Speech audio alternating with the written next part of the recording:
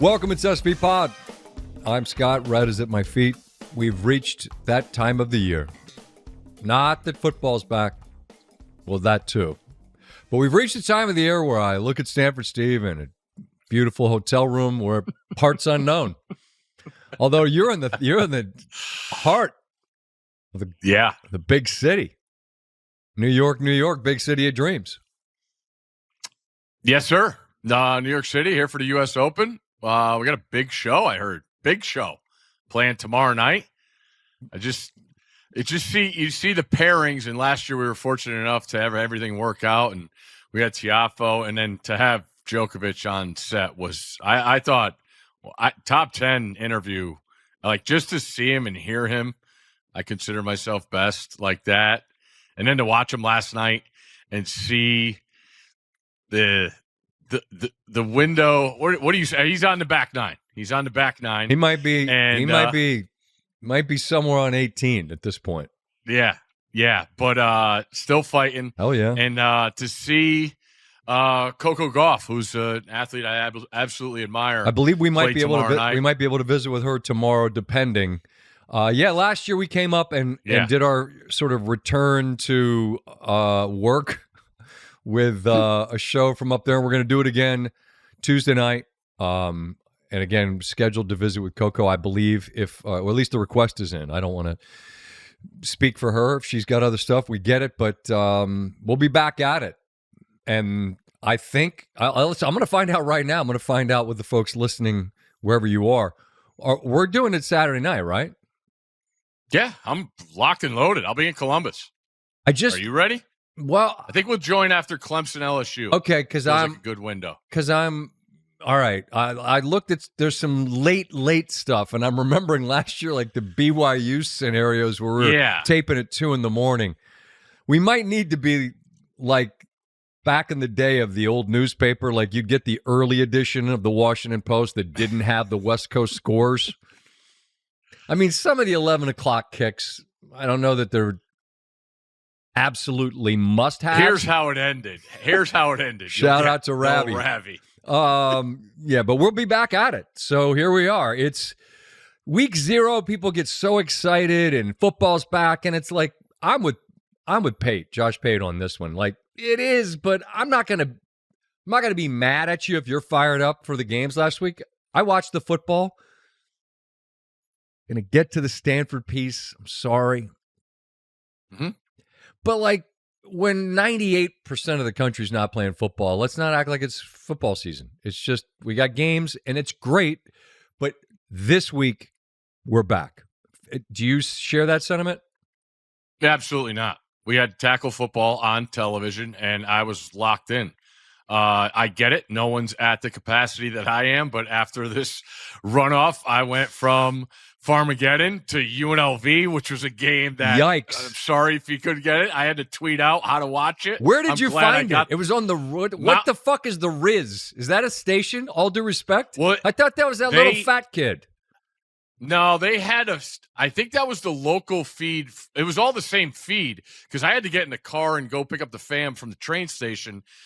But it was everywhere. The Mountain West has an app that worked. That's how I fired that up on the smart TV. I did not have it. And then I got in the car and it was on the radio and it was the same announcer. So I'm like, all right, got to flow here. Incredible game.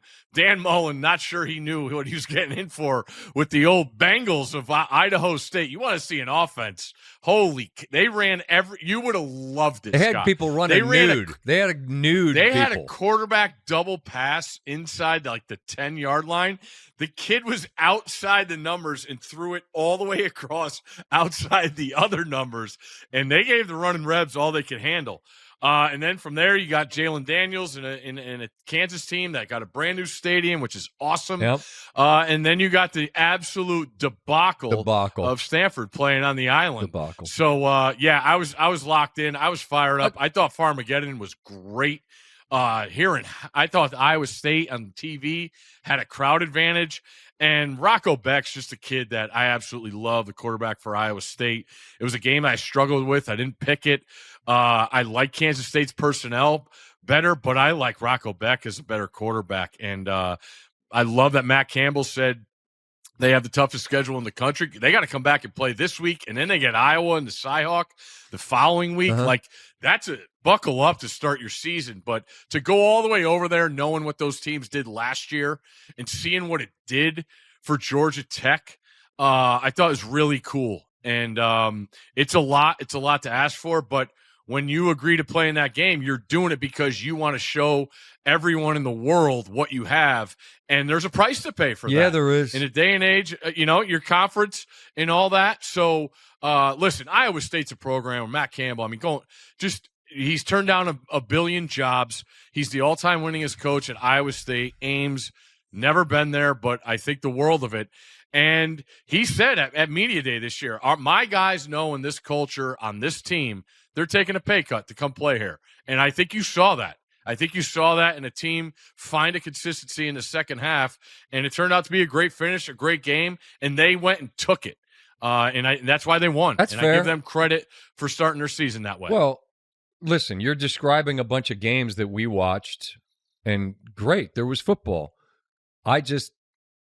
This week we got everyone in the deep end of the pool, and there's some tremendous stuff to get to. You jumped right in with the Farmageddon. There's a price to pay, and buddy, if you're trying to get back to Manhattan, Kansas from Dublin, I got to think that's a expensive tab because you've been there. I have. A couple of flights and a drive. Been to Dublin too, but the flight back, it's rainy. You both turned it over a number of times. It was a little sloppy at times, but then I think both teams found their footing in the second half. Little double moves. They only work every time. You saw them. You saw them lead to some quick scores, and you said that Iowa State took it. They did. They deserved to win the game, and they did. But if you're Kansas State and you're like, boy, we went all the way there and you lose. And then, like, I don't know if there's the social media bit about the dad and the brother fighting. Like, I don't know if that's real life or fake life. I don't know. Yep. That's their business, family business. But it's a long-ass way to go to lose a conference game. And it's the type of thing where it isn't even week one, and you've got a loss, and you're looking at 0-1, and it's the kind of thing that makes you feel like, well, we're done. No, you're not. No, stay in the fight, but let's be reasonable. Put yourself in that place. You went 0-1 later, maybe more L's to come on the farm, but I'm just saying it ain't fun when it's noon Eastern. That game ends and you're already 0-1 and you lose the way you lose.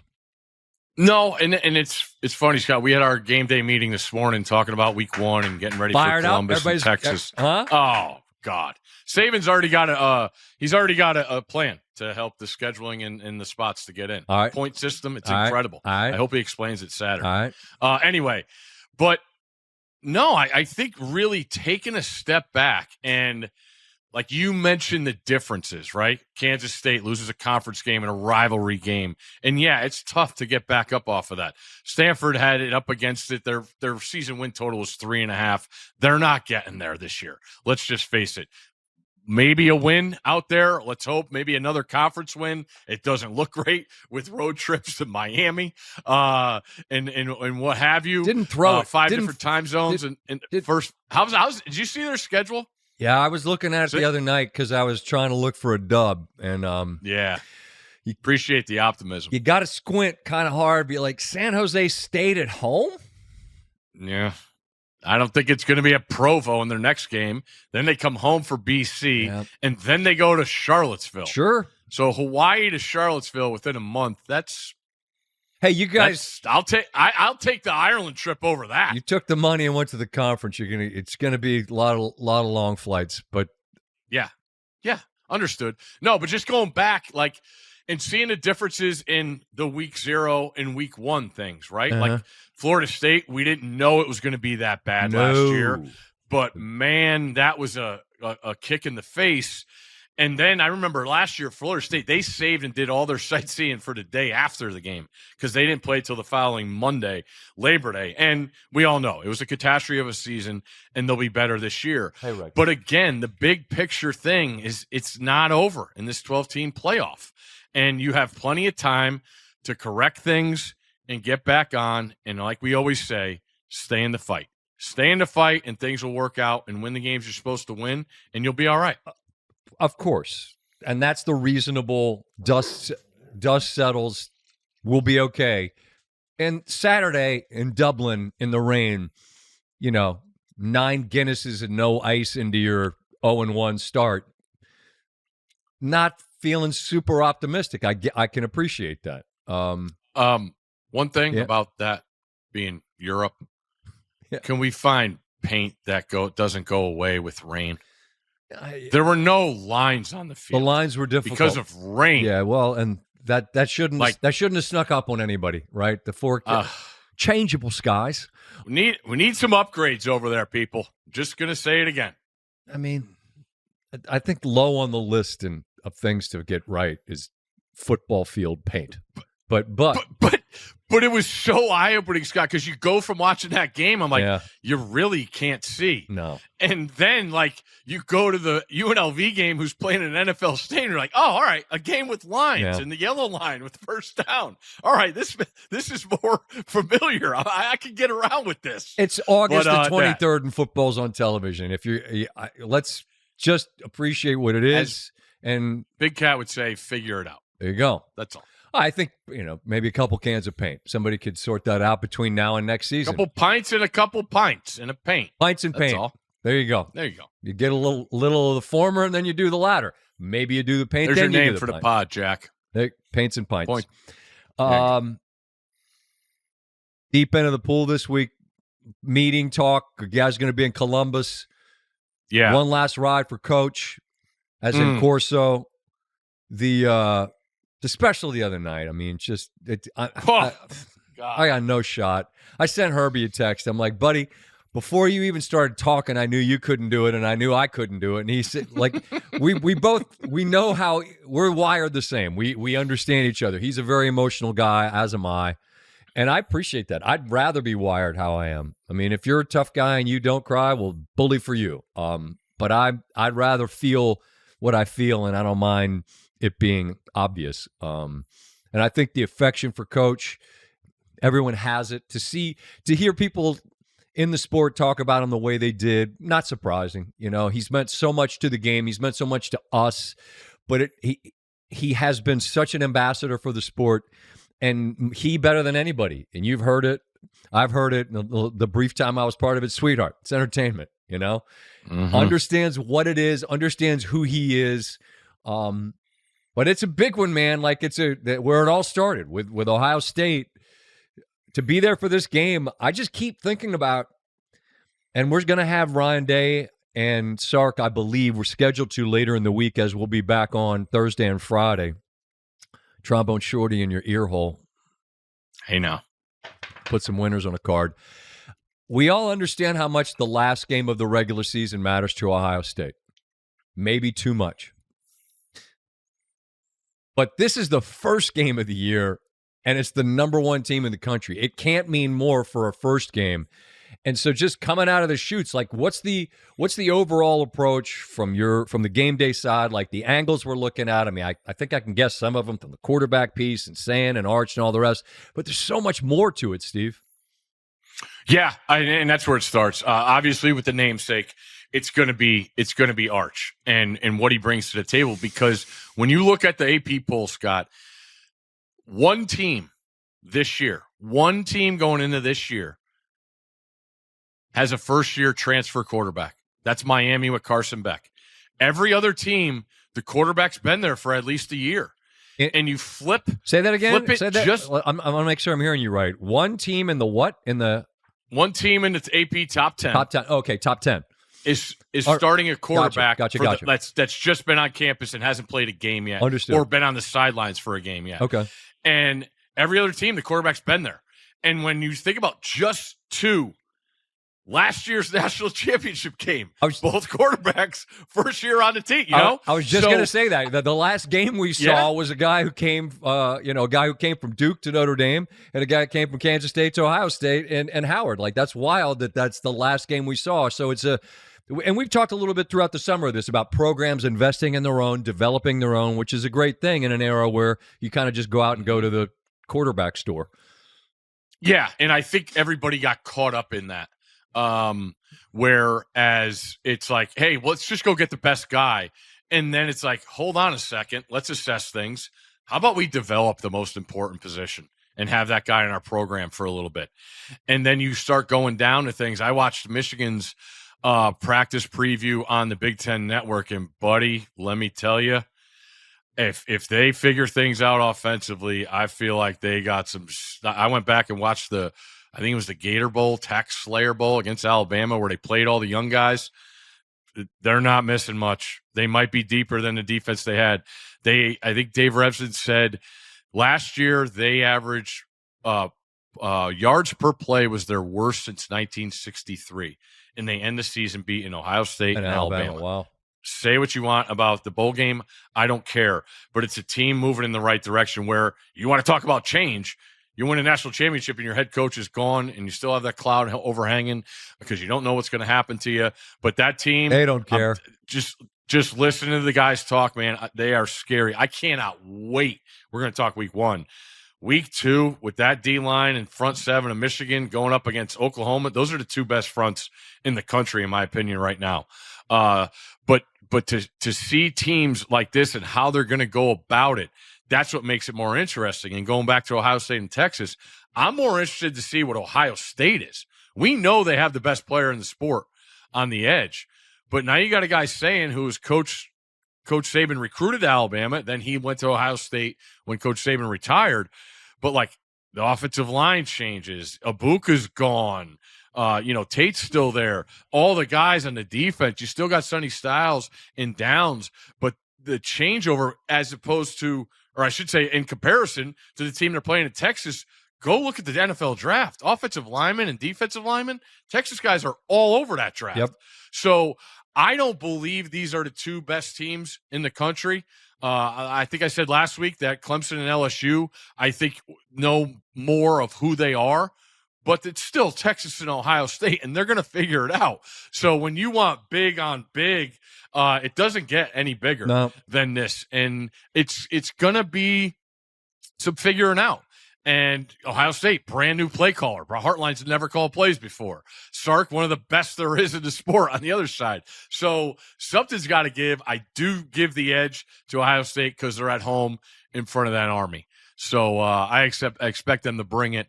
And but it'll be fantastic. I mean, as long as Ohio State wears their correct uniforms and Texas comes out in those all whites and Coach Corso to kick it off, it'll be a special day. And it looks pretty good. 72 degrees. Like, we're not going to be dripping in a puddle there on the set. So we're good. I made note of What's that. What's going on with the weather? Weather guy. I mean, let's not complain. Well, we got a really, really unusual pattern for early September where you're going to have it's all the way into the deep South. Like, I'm talking.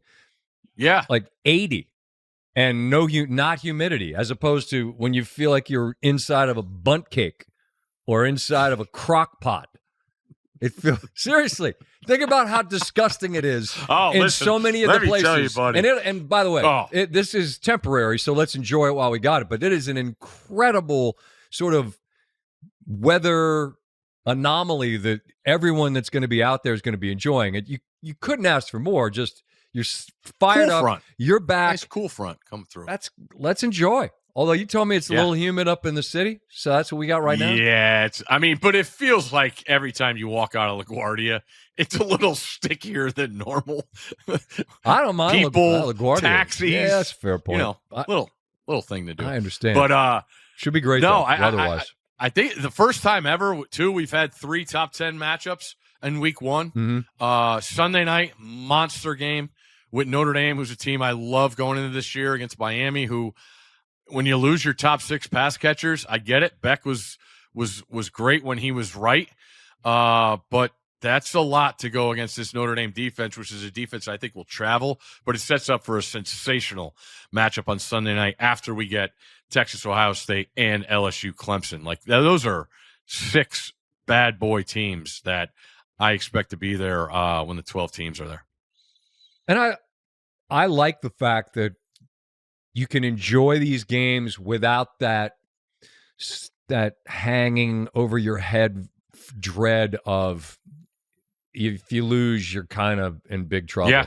No, it sets up. I mean, it helps a lot. I kind of go against that. I go against the theory of, why are we going to play great out-of-conference games when it's about – this is what's the difference here. The committee has said it is going to be strength of record, strength of schedule, and you're going to get a hell of a lot more credit. I firmly believe this, Scott, and say if you're – Clemson, or say you're LSU or Texas, and you lose these first games by like a field goal than you have in the past. The weighted schedule, I'm telling you, it's going to be weighted differently. No, I agree with that. That's why these teams they should be rewarded for that. I agree with that too. But the concern is, like I mentioned, the Ohio State end of the year with Michigan. We all know the biggest game of their season is their last regular season game, but you have all of September, October, and November to figure out who you are before you play that game, as opposed to sometimes when you play a game that's this big in August, you're not ready. I mean, a couple years ago, Oregon played Georgia and got boat raced, didn't they, down in Atlanta, and they looked a mess. Yeah. Well, by the end of the year, they're a hell of a lot better, and they're a lot different. But Clemson last year had the same thing happen. Exactly right. So, the question will be, and I think that it's malleable, right? Like, the conversation can change based on who you are. Well, they're a different team now. And I think people, wherever you are in media, our place or otherwise, you can figure it out. Like, was Clemson, they got better as the season went on, and you could counter with, well, yeah, because they didn't have to play somebody that could kick their ass, right? If you you're not playing people in your weight class. But as long as you don't get smoked, like for instance, the Notre Dame A&M game last year, right? Whoever lost that game, like, okay, it was an absolute bloodbath, bar brawl. The end of it, like, I didn't feel like it was. We knew for sure who was a whole lot better, but I didn't feel like the loser should be disqualified. And I agree. We agree that there ought to be credit for playing games like this. I don't think you're going to see the end of that. And I mean, Cignetti up in Indiana had plenty to say about, I'm just SEC schedule. And it's like, I get it. You get to cherry pick that game against Wofford or against the Citadel or whomever in November. But typically, bunch of SEC schools play an ACC in-state, South Carolina, Clemson, Georgia Tech. I mean, there's games, Miami or Florida State rather, in Florida. People will challenge themselves some, and they should, because these losses. I'm not saying every week. Just do it once. No. Of course, you got to give yourself some games. I just think there's got to be some difference, and you touched on it last week, Steve, between, say, Indiana or a Penn State and what Ohio State's doing. Like, and you'll notice I'm picking teams from within the same conference that you can challenge yourself, understanding that it is going to get the hill gets steeper here quickly as you dive into conference. But the SEC said they're going to play 9 moving forward. I think I always thought they should. I think the finances are going to have to get figured out. I'm sure Mr. Sankey and Mr. Pitaro and Mr. Magnus will get together and we'll sort out the finances. Never personal, just business. Hopefully, I think they all have each other's cell phone numbers. Yeah, they'll meet up someplace and they'll sort that out. But if it's the old question going back to it feels like just bad radio or bad podcasting. But like, if your TV worked for 3 hours for one game, I think it has to be Texas, Ohio State. But it's not the game LSU Clemson's the game I'm most like. If you're giving me 3 hours, I think that's the one I'd most want to watch. Yeah, hell yeah. Hell yeah. Hell yeah. I've said they know what each other has. And I heard people have talked about, when Michigan announces today that Bryce O'Neal was going to be the guy. And all offseason, I just thought about who's going to be the quarterback for Michigan going into this monster game week 2 at Oklahoma. And from all accounts, He's as good as advertised. I can't wait to see the kid. Ryan Clark last week was talking about it. He's like, man, he can throw a football. And he obviously knows him well from Louisiana. But to LSU's point, they get out of the Bryce Underwood sweepstakes, and look what they did. They went and fired on every player on defense. They violated the transfer portal with all that money that was going to go to one player. So you have different, and that's the great thing about all this is how teams have gone about it. Penn State has adopted the Ohio State and Michigan philosophy. Let's keep our groundwork guys, our foundation guys. Let's go out some pieces, attack. Clemson, Dabo has taken punch after punch for how he's gone about the last 4 years. Guess who's up there in the preseason rankings in a team that I love? LSU, we're going to fix it. They got a problem with things down there. They get shit done. And that's what they went and did. Alabama, all right, we still got a core group of guys. I'm going to go get my old offensive coordinator. That's going to sound well. Georgia, no one's talking about this team. Aggression. They think we're going 5-9. Kirby, you don't play 14 games. Marshall has more overturn in roster. Like, God bless you, Thundering Herd. I love you, but good luck strapping it up in Athens Saturday. Name them. It's awesome the different ways about things. Oklahoma goes and get a quarterback and an offensive coordinator. Texas Tech opens up the checkbook. What's going to work? Can it all work? Yeah, to some point, but it's just fascinating, and that's what makes the sport so awesome because right now everybody thinks they're good except for my team. And Kansas State's probably not real optimistic. Yeah, but they lost the conference game by field goal or whatever it was. Why'd y'all throw it, not drive there late? I don't know. That was a tough one. Not in the playbook. I understand.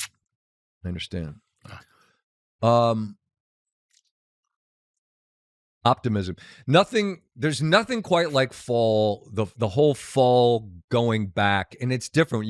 Because you lived a very different experience than those of us that weren't playing Division I football for a team that at the time was in a different kind of place than they are at the moment at Stanford. But like the feeling, and I was talking about this with my wife, with her friends that have a daughter that's going through Rush. Rush in the SEC it's like recruiting in high-level 5-star recruiting. It's preposterous what goes on. The videos, the investment, like you can hire people to help coach up your daughter to understand how to get a bid. It's just outrageous what it's become. And I was not going to do that. I wasn't going to be a fraternity guy. And then I realized, my college career is going to last for an extended play. You know what? Let's do. All of my friends are going to graduate.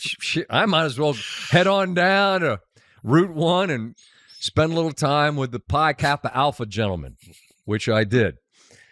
And so I get that there are people that didn't live it, and there's people that look down their nose at it. It was an incredible experience for me because you pledge the Greek system, as they say. So many of my best friends were from other houses. Our whole crew that we talk about are different houses within the same system at Maryland and then other places. Anyway, what I'm getting at is your friends. All of my core group we were all part of it. So I'm pro that. But it was like so many things, a very different time where you didn't need to spend money to help your child have the best opportunity to get a bid.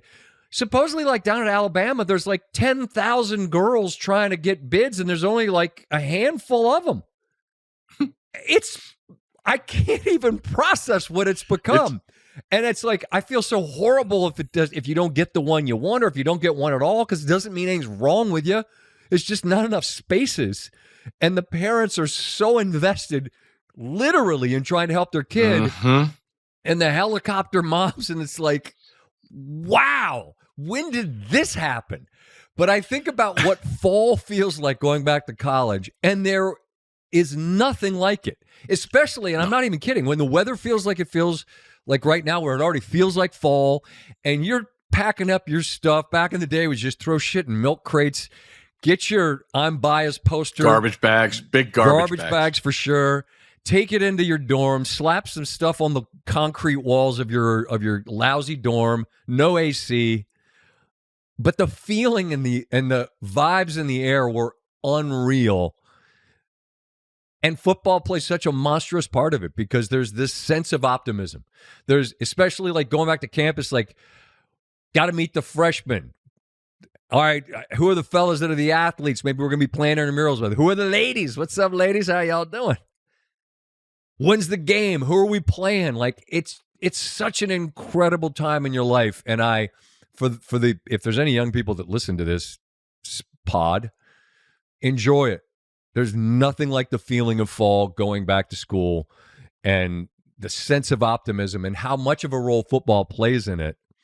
And it's wild because so many of these colleges that are Southern colleges that have seen their like U.S. News World Report collegiate ranking rise, so much of that's because of football.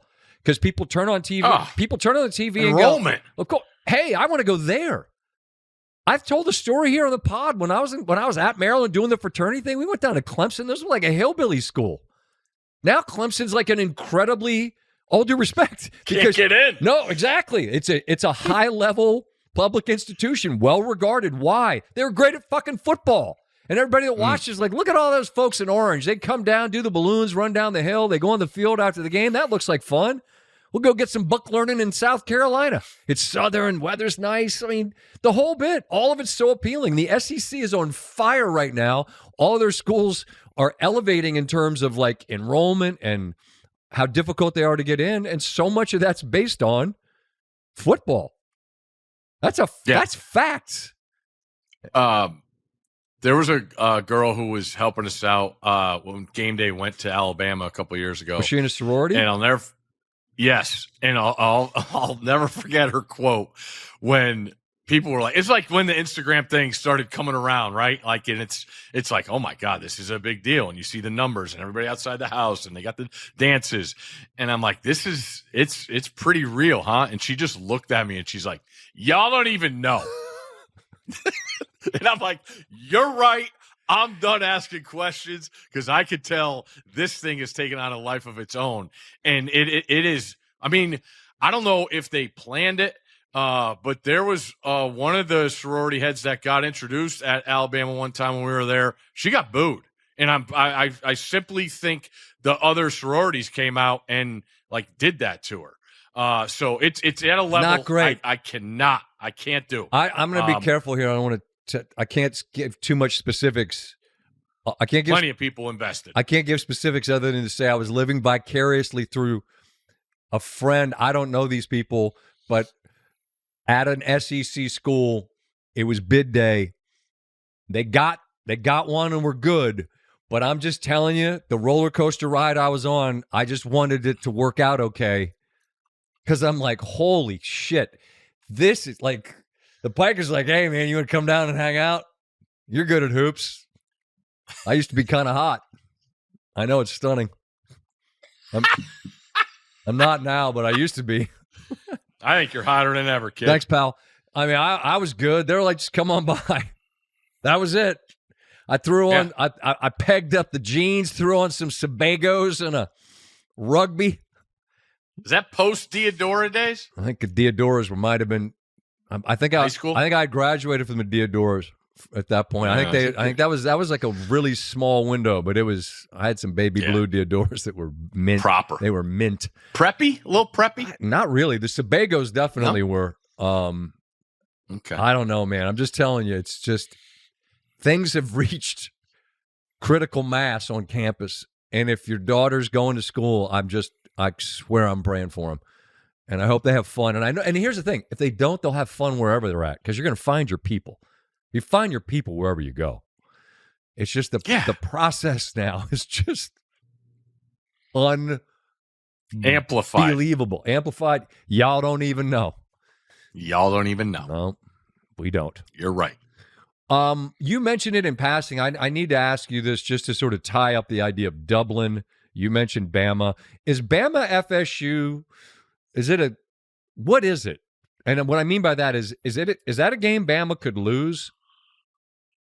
Because I don't believe so. They're double-digit favorites. And what Castellanos, pronounced with the L's, not Llanos, right? Went from BC, ran his mouth a little bit. Still running it. Well, it's okay. I mean, listen, your mouth writes. Well, we're going to find out because your mouth writes checks. Yeah. Your ass is going to have to cash it come Saturday. Mm-hmm. I'm asking you this off of what happened to Florida State last year, where they all traveled over to Dublin so they could yell at us because they're still mad at us because everything was our fault. Yeah. And then it went terribly wrong, didn't it? It's a gigantic year for them. And you're going to get a chance to find out. Like we keep talking about, like people are going to find out. Well, Florida State and Bama are about to find out too. Florida State, obviously, you change quarterbacks now. The Milroe era is no more. I don't know what to make of Florida State off of what happened last year. Well, they obviously made some changes. And it's funny. I was reading up on Malzahn, who was a guy we talked to when he got the transfer quarterback, Jefferson, from Arkansas. We were down at the Pro Bowl. We went to the UCF hoop game. He was sky high. Got the NIL figured out. We're good to go. And then they didn't have success last year. Quarterback play really doomed them. That conference, I think, was a lot harder than they thought it was going to be. And he gets an opportunity to take the offensive coordinator job at Florida State. And I'm just thinking about Malzahn. And I'm like, man, that guy, for as many years as he did, went toe-to-toe with Alabama. That's a great point. And sparked some huge upsets. But he always adapted to his talent. And that's what I think you see the great ones do now in this day and age of college football.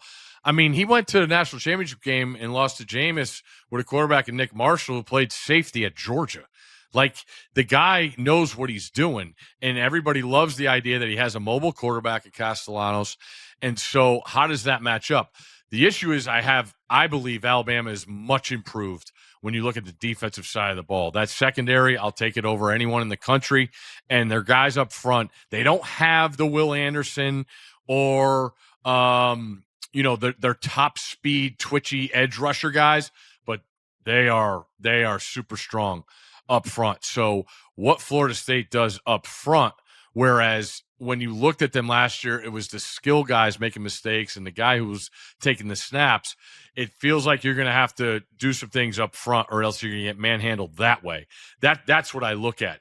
They're going to have talent. They've upgraded their roster, but I think it's a big challenge. They just finished the redesign or whatever we want to call it, upgrade of the Doak, and it looks spectacular.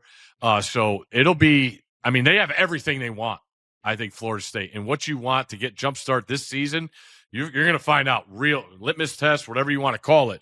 You got it. But I believe this year Alabama is that good. I love that that Kalen DeBoer got his old offensive coordinator that he had success with at Washington and Grubb. So Alabama's a team I'm very high on this year, and I expect them to play well Saturday. Okay. I jotted down a few other games. I'm curious. Florida State's going to be in winners, though. I mean, come on, home game, double digits. I mean, are you familiar with the letters G, P, and G? It's just general principle, y'all. Are you doing winners Wednesday or no show Wednesday? No Thursday games. Falika, thanks to the Bear, who's a loyal listener to the pod and obviously a friend for years. Avid. He, like you, knew that there were some games that were early in the slate that probably need to be in winners, but Thursday games are Thursday games, and I'm on Thursday, so it's kind of can't retroactively hand them out. I'm interested in a couple of games that I'm curious from the game day side what y'all, if they came up in the meeting, like the Auburn Baylor game.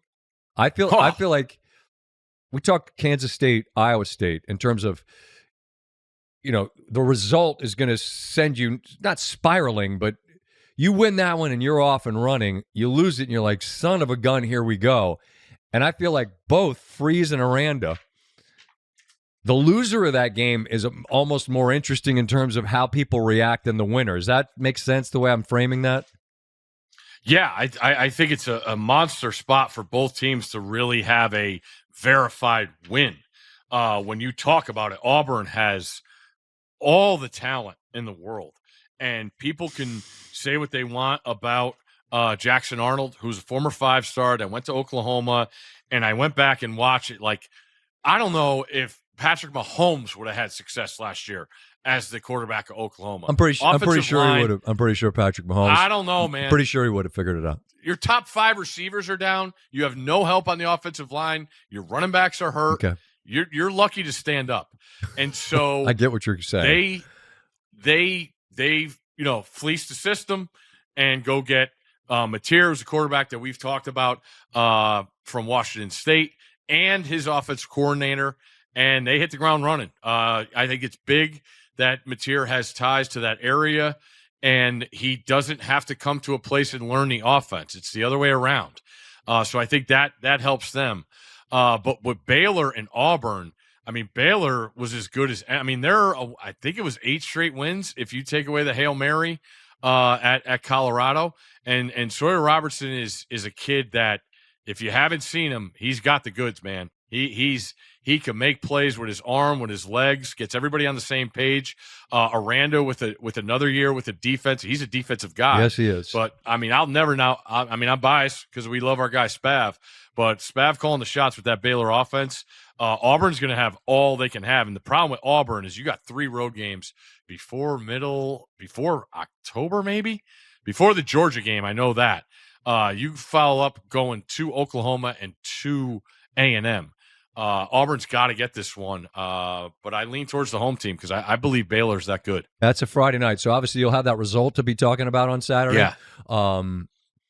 But they are at Baylor, and then they're at Oklahoma, and at A&M before they're home for brother versus brother. That's oldest rivalry in the South as Georgia comes in mid-October to the Plains. But I mean, that's the kind of thing where you could either have the grease hot and you're cooking down there, or people are sideways and they've beyond despondent by then if things go wrong. Yeah, and I'm looking at it because I really, really want to get game day back to Auburn. You and I think the world of that place. Pretty good down there. And for that Georgia game, if they're 3-1, 4-1, whatever it is, and Georgia comes in humming like normal, that's just about as good as it gets in that conference at that place. I love that place. So that's what I have on that. But that's a really, really interesting game. I agree. To start as Friday night. I agree. I'm seeing the ball the same way. Well, I mean, I've spent a little time around each other. You have sort of sense of what's interesting and what's not. But I mean, it's a fresh canvas. It's a field of snow with no footprints in it. I mean, that's the thing that the feeling of right now is. And from this point forward, everything changes because you start getting intel, you start getting feedback, you start figuring out, oh, wow, the team we thought could do it can't. This team that we thought we didn't think could can. You know what I mean? That's what happens every season in every sport. But this one more so than any, and I think college basketball is going to be similar when we get there, just the amount of turnover and this really unprecedented window that we've had where NIL, and I don't know that there'll ever be any guardrails, but this year it's as much dough as you want to spend and no guardrails. So people went bananas, and just because you spend it, like Florida State last year, doesn't mean it's going to add up, you know? LSU spent a ton of dough. Might work, might not. And if it doesn't, then you're going to have a bunch of folks down there in Red Stick trying to figure out, all right, well, what are we going to do about that? So that's the college piece. Anything on all those notes or whatever else, games or things? I mean, I know you could just keep going, but what I think the middle of the Big Ten, Scott, is very, very interesting. Who are you putting in the middle? I'm not gonna include Maryland in there. They have a lot of out of conference games that we'll get a litmus test for them. No, but when you look at the likes of the teams that say aren't ranked highly, Illinois is a team that comes to mind with everybody back. And when you talk about returning production, they have it. Nebraska, Rule in his year 3 where he's had success. Iowa, who has a quarterback that won a national championship from the FCS level that everybody loves. Washington with Jed Fish, with a quarterback that everyone really, really likes, that people are going to learn a lot about quickly in DeMar Williams. Indiana's a team. I don't think they're going away. Now, I'm not saying they're going to set a school record again for wins, but when you look at how he's pieced this roster together, Mendoza's a guy that I believe is going to be a name that you're going to see go in the first round of the NFL draft. I like him that much. They restocked the receivers. They took a kid from Michigan. They get another Surratt's back, I believe. And they got an offensive lineman from Notre Dame. Indiana plays Illinois to start the Big Ten season, I believe September 20th. Yep. That's a super interesting game because when you look at the big names, right? Ohio State, Penn State, Oregon. Oregon's a team that I have questions about. But these other teams that I just mentioned, which are Illinois, your Washington, USC can make the playoff. I would not be surprised if they did. But there's road trips for these top teams to those games. And when you initially look at it, you're like, Ohio State's going to Washington. They're going to Illinois. They're going to be fine. Are they? I don't know. I need to see it. I think those teams are more formidable than they have been in the past. So that's where I think we could see some surprises with teams. And when we get into conference, but I like the look of the middle of the Big Ten as opposed to years past. And then there's going to be a team I didn't mention. Minnesota is a team with Fleck that always is prepared. And they got a kid coming in Lindsey at quarterback who people really, really like. And I believe Brosmer is going to be the backup in Minnesota. I think he ended up there. Scagliamont. They just traded some. Yeah. Scagliamont. Row the boat. So, yeah. Penn State, don't be surprised if they score 60-plus their first 3 games. We know how that works when they play inferior competition. Just looking at it. They're giving 44 week 1. That's a big number to the guys from Reno. No respect. Respect Reno. Well, you know we do. We know how weird it right gets. Now I do. Gets awfully weird in Reno. We're back. Winners will be back Thursday. And then we got drafts because the NFL a week later. What do you got for me from there? Anything? I need to hear you on the best story of the weekend. Golf Jesus? Yes. It's so Tommy Fleetwood won. And Red, come here, boy. Come here, buddy. I can't remember ever, and I've covered golf for a minute now, a scenario where there was an English player that had more genuine support stateside than Tommy Fleetwood. And yeah. I just, it's amazing. Normally, you go back through eras of the different Euros, and there's guys that played a fair bit here that people certainly knew and liked, and whether it was, back in the day, like Seve was different, so much charisma and so much juice, multiple major champion. But I think about like more recently, certainly Monty was not anyone's favorite. Like Westwood's a guy that played here a lot. People knew and liked, but kind of similar, like didn't win he won in the States, but while he was like you're fine, like sure, go Lee Westwood. People like him, but Tommy's got, come on Tommy, like he's cheered for almost like he's an American, which will not be the case in September at Bethpage. He would smile and be the first to just nod his head, and he understands full well that all of that love and support that he got along the way, whether it was coming up short in fifth major in Hartford or in Memphis, Travelers, that he was like, people were trying to push him across the line in Atlanta yesterday. And so he's as good a guy as you think. He's charming.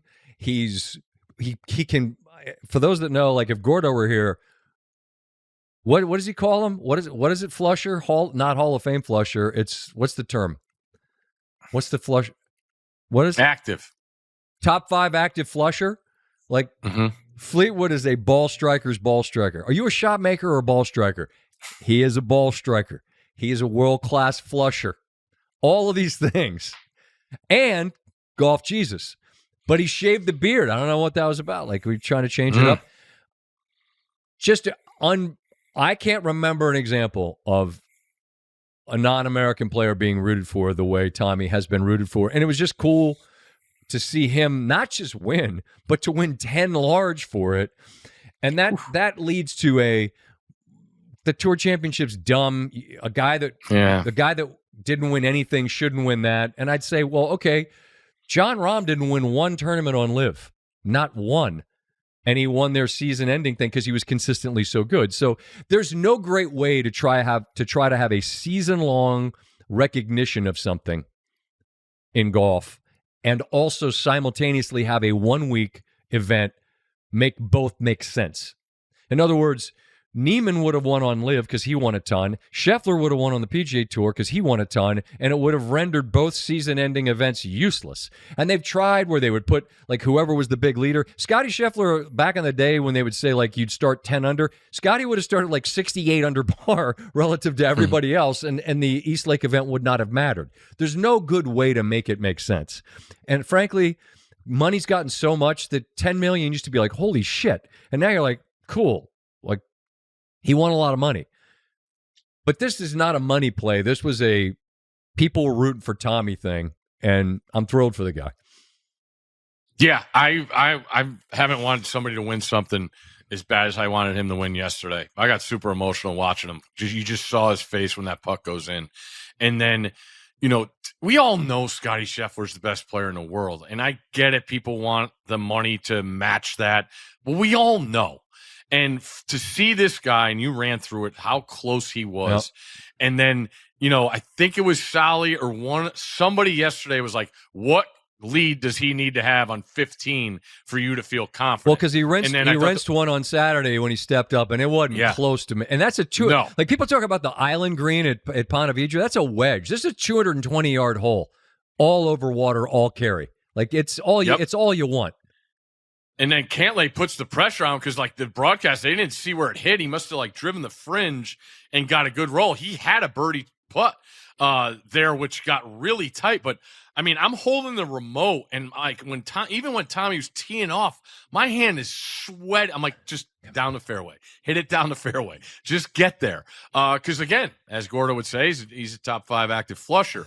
So I was just super happy with that guy. I've talked about how much I love pro golf and how mental it is. And to be in that position so many times and to finally do it in the last stage, knowing, I mean, that money, you start seeing it. And I thought the broadcast did a good job of showing him finally looking at the leaderboard when he was walking across on 15.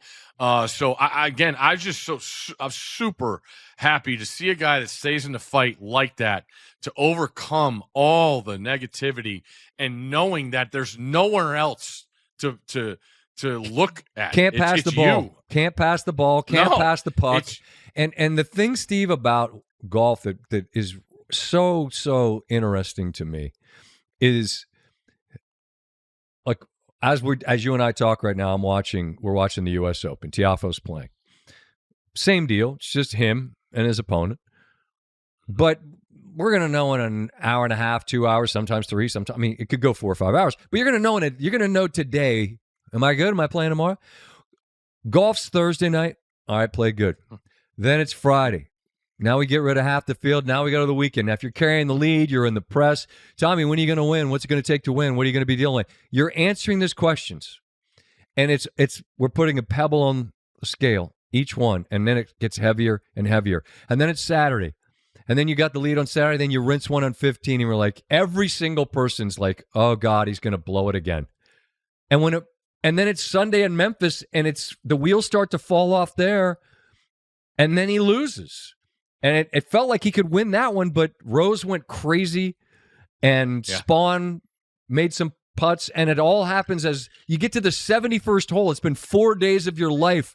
You're trying to break through, and then at the very last moment, as it did in Hartford and as it did in Memphis. It goes wrong. And I'm sure, as good as he is, human nature has to get in your head because it's not football or basketball or tennis where you have to react quickly in the moment. You're walking for 4 hours and all you have to do is think in between every single shot. Am I going to make this putt? If I don't, oh my God, I have to hit the fairway. I didn't. Oh my. You know what I'm saying? It's just, yeah. I keep talking about pebbles on the scale. Eventually it's like a boulder after boulder. But he yesterday didn't blink. And, on 18, it's a par 5. He's not going to hit it in the water. He's going to make par at worst. Cantlay's got to make it from the fairway, double eagle. Like, he's going to win. And, that relief, that damn burst of emotions there, I mean, it wasn't like Rory in the Masters because it's not the same thing, but I just admire how he stood there and took it. He talked after Hartford and he was honest and stoic. Talked every time. That's exactly right. And I admire that. I admire the way he processed the whole thing, and he just basically said, the Cliff's Notes, if you just keep kicking the can down the road, man, just keep at it. Yeah, and just like Xander. Very similar. For Xander, it was the majors. He hadn't been able to win a major, and it was like, well, what do you have to do to win one? And he's like, I don't know, keep showing up and playing the way I play. Same thing for Tommy. That's it. But it's awesome. But it's just incredibly rare that there seems to be unity on damn near everything, on anything, I should say. No one ever agrees on anything. Felt like the world was two things. Felt like the world was rooting for Tommy, and the world would appreciate it if Patrick Cantlay was a little bit quicker. A little quicker. Or a lot. Well, I do have one similarity with you and Tommy Fleetwood. No hair. Not the hair. I was going to say. Bucci was great with him last night. He talked about the flow. Yeah. I forgot what he called it. He said you let it. Oh, man, he had a great term. Anyway, but you've improved your listening skills from enhancements, but you would always say when you can't hear, you're just like, I'm sorry. And then I think it was 15, 16, and Fleetwood, you could hear, is trying to get some advice from his caddy. And his caddy, I don't know if he's mostly a quiet-spoken guy, but Fleetwood would just say it 5 times. Like, sorry? So, like, say it again. His caddy what has are you saying? I can't hear you. He has the thickest accent of any human on earth that even people from where he's from. Give it to me. I mean, I can't even do it. Like, I can do. Come on. I can do Sam Torrance. I can do that. But, like, I don't even know what he's doing. It's like the guys from Snatch that are saying, it's not Bricktop. It's not Turkish. It's just some other thing. Like, I don't even know what he's saying. I don't know what it is. Like, Tommy doesn't understand it. How the fuck am I supposed to be able to tell you what he's doing? It's just But Tommy just kept, sorry? Yeah. He got the Speak up, buddy. We're on this right here. Well, they got it done. 10 large. 10 large. What do you got? NFL, I know you're brewing. Come on. Give it to me. How many drafts? Where are we at? Come on. McLaurin got Big news in the district. McLaurin got his situation sorted out. Did we get the guaranteed money yet? I don't. What's the secret? I don't know. Anyone cares about. I don't know yet. I saw it could be worth as much as, which is always tricky because that was the big sticking point. Correct. How much is the guarantee? Because DK got 33. They felt like they had outperformed DK. Not wrong numbers wise, but just because somebody overpays for somebody doesn't necessarily mean they want to. I mean, Pittsburgh can do what they want to do. We're going to run our thing on the way we want to run it. I don't know. I don't know what he got. I just know it's done and good. So that's one less thing. Although we have a new receiver, Jacoby Myers with the Raiders would like to be traded. So, he's not happy. You know what was great that I forgot about in the McLaurin story? I know, like being at practice a bunch of times and talking to people, like the poor media. That's all the fans want to know, and no one has the answers. You're trying to give them info. Mm-hmm. But what I forgot about, who had a say, who just comes in and makes everything right no matter what. Who? The most positive man in the world. Who? Magic Johnson. Yeah. Magic came in. Hey, what's going on here? Hey, we're playing in 2 weeks. Let's figure this out. Come on. Maybe Magic just said, how much do you need? Because I have it. It fell out of my pocket. and is right here in the cushion. Magic's he's all set. All good. All set. All good. Well, I saw he sent out a tweet. He's happy. He seems to always be happy. But Washington fans are happy. That's one fewer pissed off person. This just in, breaking news to the pod, which means some extra work for Jack and the production folks. Sorry, Stanford Steve has left. We don't need him for this. Tom Pelissero and Rap Sheet reporting, and if just always give credit. Maybe Schefter's on it as well. I'm sure he is. But they're who I read that had the tweet. Hendrickson and the Bengals closing in on a new contract. Just like we've said all along, the McLaurin thing's going to get done. It kind of has to. Cincinnati's defense was bad with the NFL sack leader. They had to do something. And there's ways to figure it out where even after you've paid Jamar Chase record money for the receiver position, Joe Burrow got his, T. Higgins got his. You've got to be able to figure it out. There's one thing that we know about the math as it relates to the NFL and the cap. I don't have any idea how it all works. They just restructure everything, move stuff down the road, kick the can down the road, put it away for a rainy day. Maybe there's Bobby Bonilla money and you get money sent to you $1 million every year on some certain date. I don't know. But there has to be some kind of way to figure it out that you can pay Hendrickson. You have to. Their defense was bad with him. He was going to make half of what T.J. Watt and Myles Garrett made. Doesn't make any sense in the world that guy who's as good as he is, sacking the quarterback, is going to make half. So, again, this is breaking news late after the pods stop recording that the Bengals and Hendrickson are going to get this done. Hooray for the Bengals. That concludes breaking news portion of this pod. I don't know. I'm just trying to keep tabs on like usage, things of that nature. Late round steals. I haven't been mocking that much. I haven't been mocking. I swear. I don't believe you for 1 second. I haven't. You just been reading intel? Trying, watching, reading, just trying to figure out what you believe all that stuff? No, I don't believe any of it. That's the all right. No one who's going to tell you the truth. Why would they tell it? Good luck getting information from the head coach in New England. He's on a rant. God, he is awesome. He's a Patriot. It's the Patriot way, and Vrabes is have fun with Mr. Vrabel. I sent him a text just to ask him about, like, I mean, there's no reason to be coy about it. I'm like, how's my guy Diggs doing? Just innocuous. Like, is he doing all right? And I literally, hold on. He knows I'm not the rat. I don't even want anything. Oh. He's hanging in there. Thanks, buddy. I mean, give that to Schefter. Sources hanging in there. I mean, I wasn't asking like how much you're going to throw it to him. I would have asked that about. I would have asked about what do they call him, Pop Douglas. I would have asked about that. Pick him up, Travion.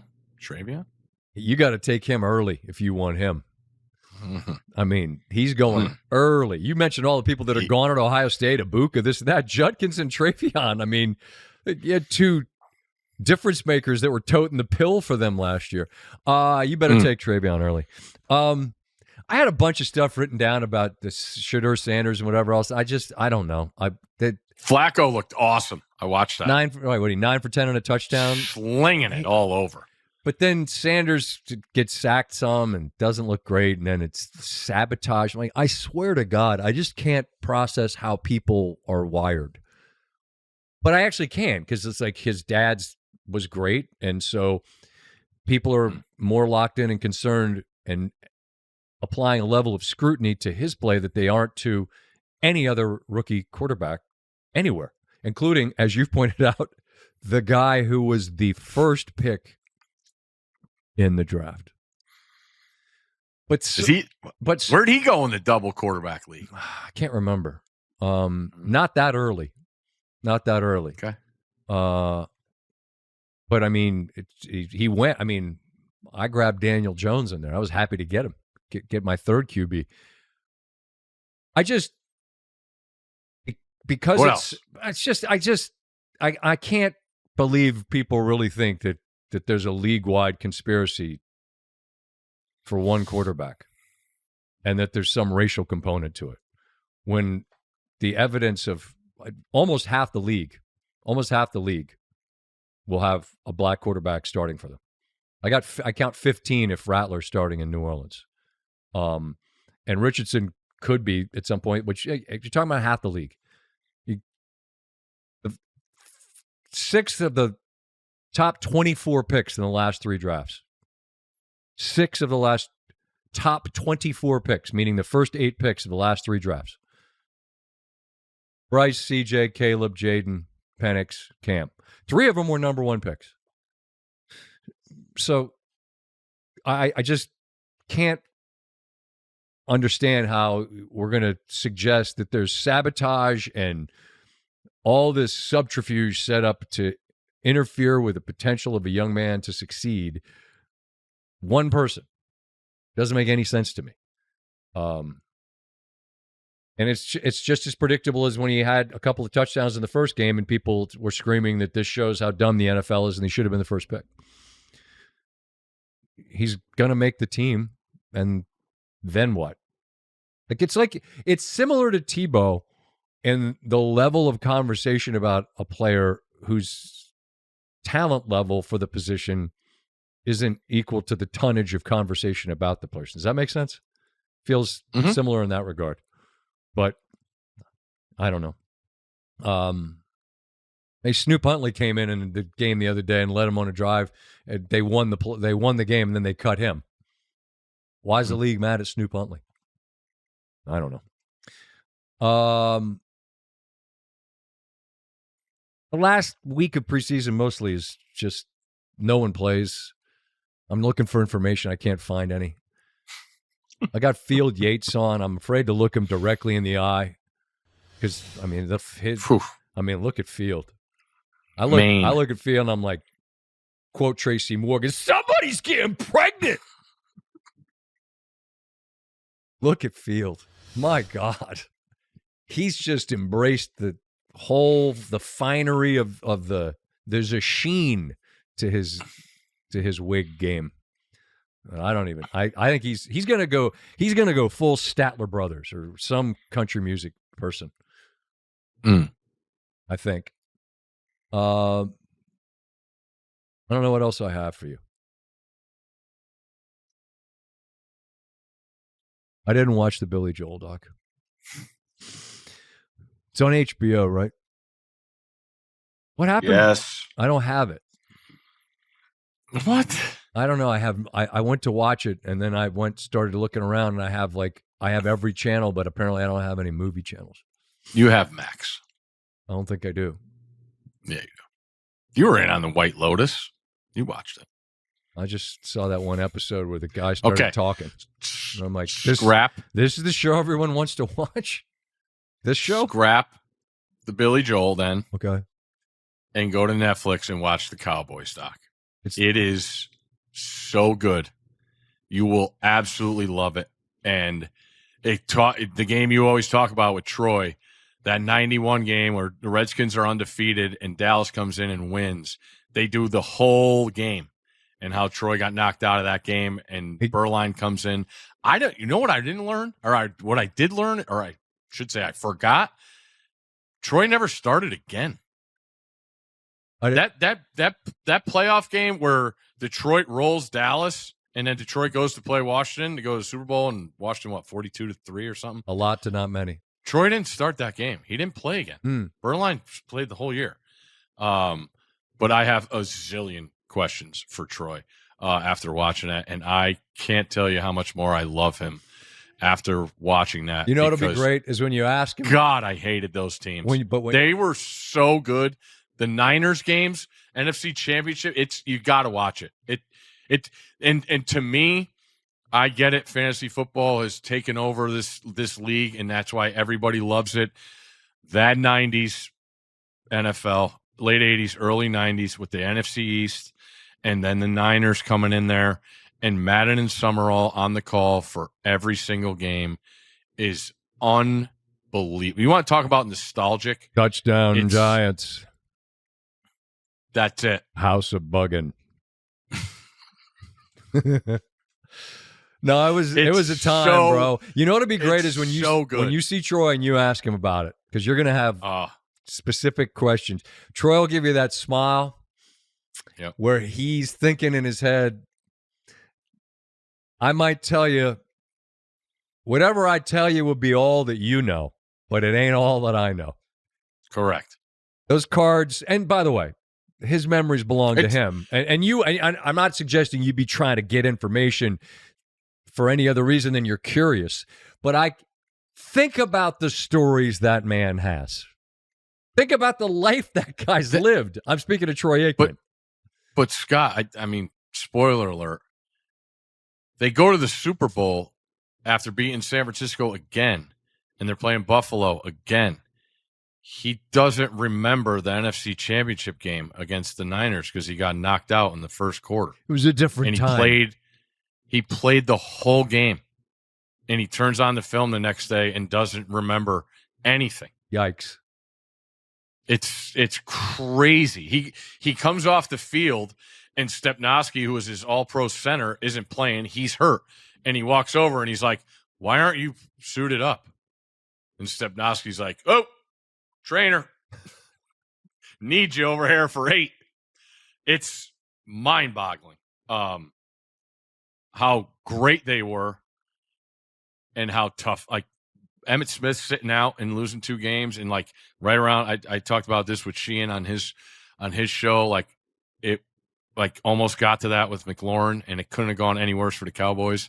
And that was when you watch it, that was the first split where I think Jimmy was like, "We got a Hall of Fame running back at home. We're 0-2. Figure it out." Yeah. But no, and no one hated him more than me, those Cowboys teams. Settle down. Settle down. Spectacular. Settle down. We lived in the same block as them. And you know what else is in there? We had to play them twice a year. I know. You know what else is in there?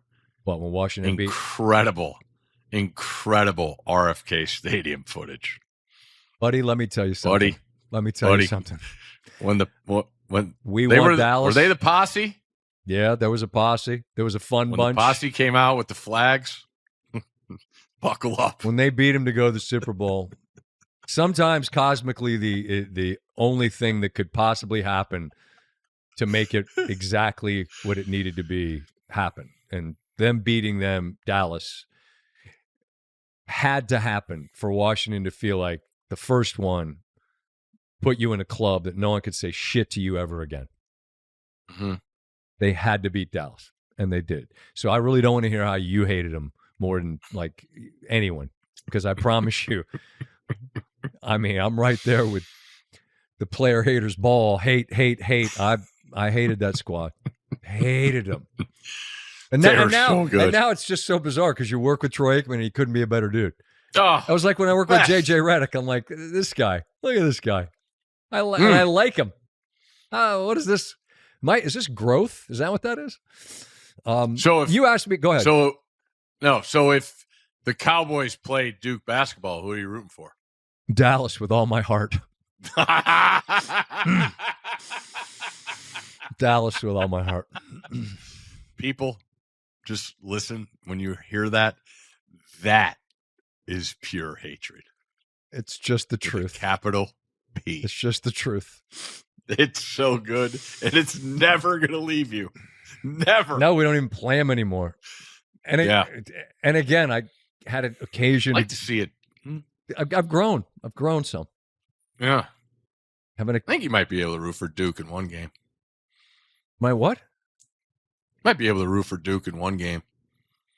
Who? Playing the Big East. Oh.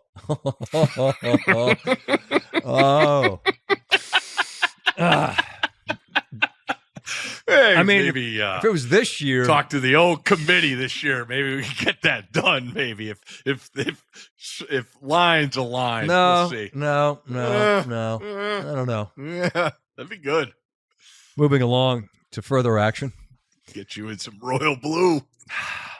You behind Coach Shire. Wow.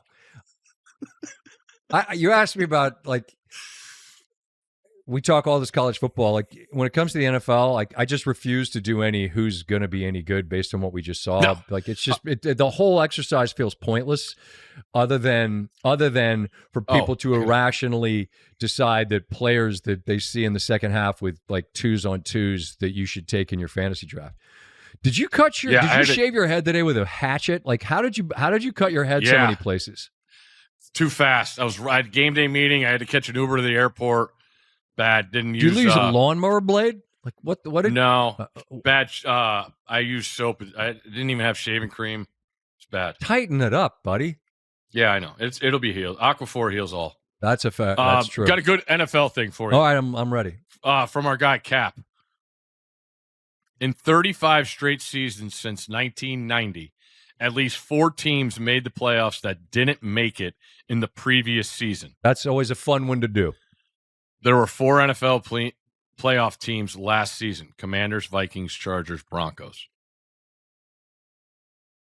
Okay. So if you're looking at season win totals, just look at those teams that didn't make the playoffs. The one thing I will say that I've read is not one person in the world thinks the Dolphins are going to be good. Yeah, that seems to be the consensus, is that Miami stinks. And that's starting to get a little too public. So you're fading the Miami stinks train? Well, here, just thinking of this. This is not the same as the stink train. That's a different outfit. Oh, no. That's you don't want to be near that thing. It's a different outfit. Thing reeks. Yeah. Buffalo's the team in the AFC East, right? Yeah. So it's the Jets, the Dolphins, and the Patriots. Right. Not really world beaters. Yeah, but Patriots have Braves, anyway. And they're hanging. They do. They're hanging in there. I'm not talking about a team I want to fight, but I just be careful, because you do all right against those teams in your division, and you're treading water in division. You win some games outside. Just be careful. Like the number keeps coming down too, which is just crazy. Of what, Miami season win total? Is that what you're talking about? Yeah. Okay. Just if you already have your action in, that's fine. I don't have the patience to wait all year for that. You know me. No, we know that. Yeah. I know. Not the world's most patient guy. We're coming to New York tomorrow. We're doing SportsCenter. We're back on Thursday and Friday. Steve's traveling. I don't know if we're going to have you sometimes for winners or not. I don't know. I try not to bug you with that. I just always feel a little more positive when you're there to give me like an attaboy. But I'm in your ear all the time, buddy. I'm like Tommy's caddy. I have bad news on the home front on one thing. Who's my favorite coach to listen to talk? There's Mike Tomlin. Correct. Paul Maurice, close. Mike T's my guy. My sons both have adopted, and they use it. And the problem is they use it in moments where I can't laugh, but I want to. Like I'll say, hey, it's time to blah, blah, blah. And they'll both look at me and go, we do not care. And it's like, hey, you can't disrespect. We do not care. And they think it's funny. And they know I think it's funny, but they know I can't let on that it's funny. So I have my sons in moments where they need to care and do as they're instructed. They're using Coach T against me. How'd they find it? Unfortunately, one day they started zipping around the YouTube, and I come downstairs and they're watching something. I'm like, there's some kid on an airplane, and he's rating airplanes, and I'm like, what are you watching? He got in some wormhole where I don't even know what it was. I'm sure it's wildly popular. I'm not casting aspersions on the person that was doing the show. I just didn't understand the show. But apparently It's not Ryan with the toys. He didn't grow up and now he's doing planes. No, it was not that guy. But apparently that guy, I think, has just bought an island and is on a beach. He's made lots of money, that young man. But somehow they found Coach T's "We Do Not Care," and now that's what we're getting. All right, it's funny until it isn't. And then that voice elevates, volume increases. we'll see you in New York City on Tuesday. Fire up a quick show, and then we're back at it. You're 11, Steve. In the mix. 11. I don't know. Crazy. It kind of is, because it doesn't feel like 10 years. You'll on the way out here. On the way You'll out. appreciate this. I was trying to think of the team. You might remember it. But I'm watching UNLV on the Mountain West Network, and like they have these promos for all the schools. So Colorado State comes on. Their Colorado State football highlights are from the live stream we used against the team in Bad Beats for the first Bad Beats ever. Remember Barkley got on the stream and like cut it from a website, and I can't remember that. They were orange and white from the Southeast. It wasn't Sam Houston State. It was, oh man, it's going to drive. I got to look it up. But that was the highlights from that game. I was dying laughing. 11 years ago, Bad Beats, first one. Shout out to Barkley out there. Yeah. We had a lot of folks that were part of the original group. Yeah, he's elevated and moved into different lanes, making moves, markets, things of that nature. We've been really lucky with that particular segment that there has been very passionate buy-in from the people that have been part of the Bad Beats producers through the years. It's suggested that what happened last week in Williamsport involving one of the teams was catastrophic. Those are children. We will not get into that. Farmageddon wasn't a bad beat. It was not, but for the purposes of our show, I think that we always need to just remind people. All right. Also, when it's the first game of the year and the first window of the year, and everyone's watching it, and everyone loves to bet overs because it's no fun to sit around and root for no points. When suddenly it looks like you're going to cash that ticket and they score, when you score and then points are taken off the board, you weren't supposed to win, but I will still grant you that that's kind of a kick in the nuts. And I will say it's not official till the extra point is kicked. Also true. It's just the world we live in now with football. It's just math. There you go. It's just math. We'll see you tomorrow. We'll see you after U.S. Open tennis. Could be a 5-setter. Could be 3 a.m. We've done that. That was Alcaraz, wasn't it? Remember that? We came on at 3 a.m. Yeah. Or 3 a.m. if you like the European. There you go. All right. Steve, I will see you tomorrow in New York City. Thanks for being with us out there on the pod. Saturday night, we will see you for the start. We're locked and loaded, baby. Now, quote the great Reese Davis, now we go.